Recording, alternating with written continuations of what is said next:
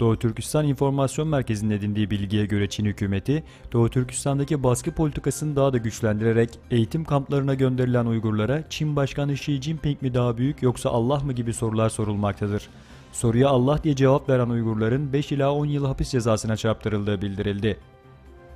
Konuyla ilgili açıklama yapan Etik Başkanı Karakaş şöyle dedi: 68 yıldır Çin işgali altında olan Doğu Türkistan'da çeşitli zulüm ve baskı politikaları süregelse de günümüzde yapılan zulmün haddi hesabı yoktur.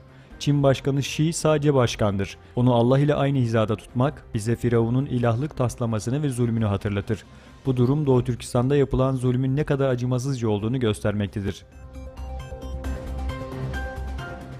Çin yönetimi Uygurlara karşı karalama kampanyası başlattı.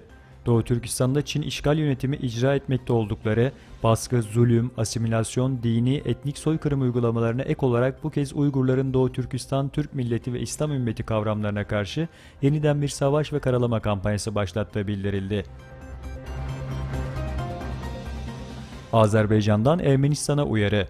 Aliyev, Dağlık Karabağ sorununun barış yoluyla çözülmesinden yana olduklarını ancak gerekirse Ermenistan'ın askeri provokasyonlarına ağır karşılık vereceklerini söyledi. Madrid, Katalan bölgesel yönetimine el koydu. İspanya'nın özerk Katalonya bölgesinin yerel lideri Carles Puigdemont, merkezi Madrid hükümetinin bugün Katalan yönetimine el koyduğunu söyledi. İspanyol polisi bugün Katalan hükümet binalarına baskın yaparak en az bir üst düzey Katalan yetkili tutuklamış ve bunun üzerine bölgede tansiyon yükselmişti. Meksika'da meydana gelen 7.1 büyüklüğündeki depremde en az 210 kişi hayatını kaybetti, çok sayıda kişi de yaralandı. ABD Jeolojik Araştırma Merkezi, derinliği 50 kilometre olan depremin merkez üssünün başkent Meksiko'dan 120 kilometre uzakta olduğunu açıkladı. Karayipleri vuran Irma'nın ardından Maria'da en üst seviyedeki şiddetiyle dehşet yolculuğuna devam ediyor.